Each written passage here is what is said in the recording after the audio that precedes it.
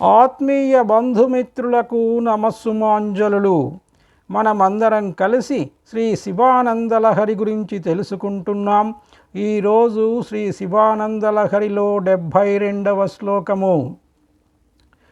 శుక్లాంబరధరం విష్ణుం శశివర్ణం చతుర్భుజం ప్రసన్నవదనం ధ్యాయేత్ సర్వవిఘ్నోపశాంతయే. శ్రీ శివానందలహరి 72వ శ్లోకము. ధ్యానాంజనేన సమవేక్ష తమః ప్రదేశం భిత్వా మహాబలిభిరీశ్వరనామమంత్రైః దివ్యాశ్రితం భుజగభూషణముద్వహంతి ఏ పాదపద్మమిహ తే శివతే కృతార్థాః.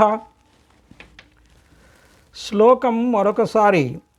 ధ్యానాంజనేన సమవేక్ష తమః ప్రదేశం భిత్వా మహాబలిభిరీశ్వరనామమంత్రైః దివ్యాశ్రితం భుజగభూషణముద్వహంతి ఏ పాదపద్మమిహ తే శివతే కృతార్థాః.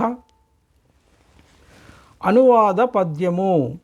ధ్యానమనంజనమ్మునమలాక్షులగన్గొని చక్కజూచి ఈశానుని నామమంత్రమను సర్వమహాబలులందజేసి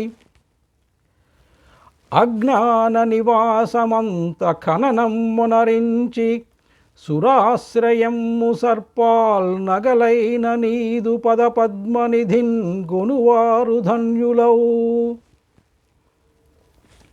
శ్లోకము యొక్క తాత్పర్యము.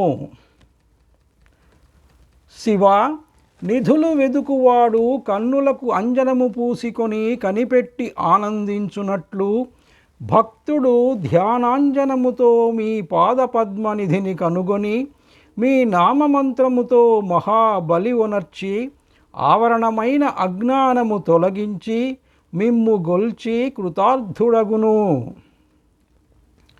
శ్లోకము యొక్క వివరణము. ఈ శ్లోకంలో శివుని పాదాన్ని గొప్ప నిధిగా వర్ణించారు. భూమిలో అనేకమైన నిధి నిక్షేపాలుంటాయి. అందుకే కదా భూమికి రత్నగర్భ అనే పేరుంది. ఈ నిధి నిక్షేపాలను దక్కించుకోవడం అంత సులువైన పని కాదు. కొంత కష్టపడి ప్రయత్నం చేయాలి. సరిగా శివపాద నిధిని పొందాలన్నా కూడా అంతగానూ కష్టపడాల్సిందే. నిధి ఎక్కడుందో తెలియాలంటే కంటికి అంజనం అంటే ప్రత్యేకమైన కాటుక రాసుకొని చూడాలి. శివపాద నిధిని చూడాలంటే ముందు ధ్యానం చేసి దర్శించాలి. అంటే శివధ్యానం శివపాద నిధిని పొందడానికి అంజనం లాంటిదన్నమాట. కనబడినంత మాత్రాన నిధి మనకు చేకూరినట్లే అని భావించకూడదు. ఆ నిధి బట్టబయలై ఉండదు. రాళ్ళు రప్పల చేత కప్పబడి కొందరు దేవతల చేత సర్ప విశేషాల చేత కాపాడబడుతూ ఉంటుంది. కొన్ని ప్రత్యేకమైన మంత్రాలను ఉచ్చరించి బలుల్ని సమర్పించి నిధి రక్షకులను ప్రసన్నులుగా చేసుకొని భూమిని త్రవ్వి అడ్డు వచ్చే రాళ్లని రప్పలని తీసివేసి ఆ నిధులను పొందాలి. అలాగే శివపాద సన్నిధిని ధ్యానంలో దర్శించినంత మాత్రాన మనకది చేకూరినట్లే అని భావించకూడదు. మన పాపాలే శివధ్యానానికి ప్రతిబంధకాలవుతాయి. ముందు వాటిని తొలగించాలి.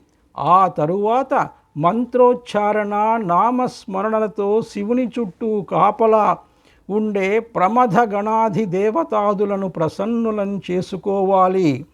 అటుపైన మరింత సాన్నిధ్యంలో బ్రహ్మాది దేవతలచే ఆశ్రయింపబడి వాసుక్యాది సర్పాలంకృతులతో ఉండే శివపాద నిధిని దక్కించుకోవాలి.